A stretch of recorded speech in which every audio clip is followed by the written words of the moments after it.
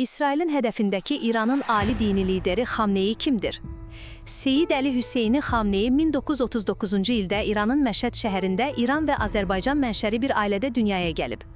Din xadimi olan atasının yönləndirməsi ilə Şiə əsaslı dərin təhsil alan Xamneyi 11 yaşında dini xadimi olub. Lakin mənəvi kimliyi ilə yanaşı siyasi mövqeyi də hər zaman aydın idi. Xamneyi 1960-cı illərdə Xomeyninin tələbəsi olaraq şah rejiminə qarşı müxalifətin ön sıralarına qatıldı. Bu səbəbdən həbs olundu, işgəncə gördü və sürgün edildi. Hətta bir sui-qəsd cəhdi nəticəsində sağ qolunu istifadə edə bilməz hala gəldi, lakin fəaliyyətlərini davam etdirdi.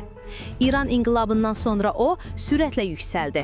Əvvəlcə 1981-ci ildə prezident seçildi, 1989-cu ildə isə Xomeynidən sonra ölkənin ən yüksək məqamı olan dini lider vəzifəsinə gəldi.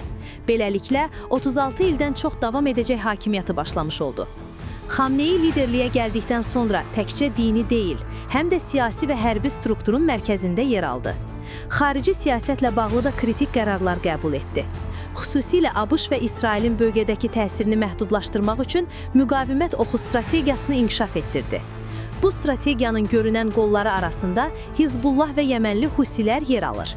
2015-ci ildə imzalanan nüvə sazişi Trumpın 2018-ci ildəki geri çəkilmə qərarından sonra süqut edərkən, bölgədəki gərginlik də get-gedə artdı.